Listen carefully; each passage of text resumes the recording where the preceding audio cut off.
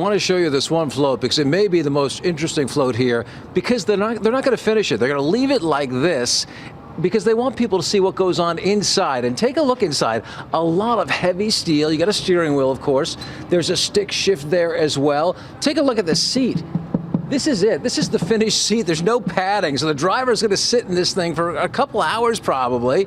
It really is impressive to see. It's got a big engine in there, and it's got this metal frame on the outside covering the whole thing.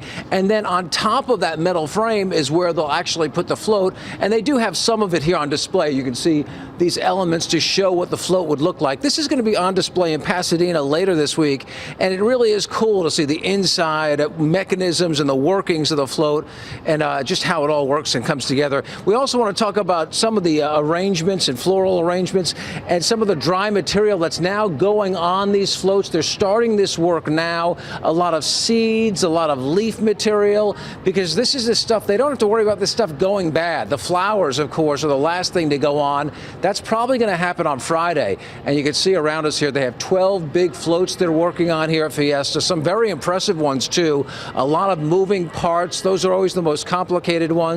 But yeah, these floats by Friday will have the flowers on. Everything will be ready for the Rose Parade. It should be pretty amazing. And it's also amazing just to watch it all come together. And that's why that float here, this one that's half finished, is so impressive, because you can see all of the elements, the parts you never get to see, like the working mechanism underneath and the engine and the steering wheel. And again, that driver's seat that doesn't have any padding to it. So it is pretty cool to see, and we're enjoying it here. And of course, everybody gets to enjoy it on New Year's Day.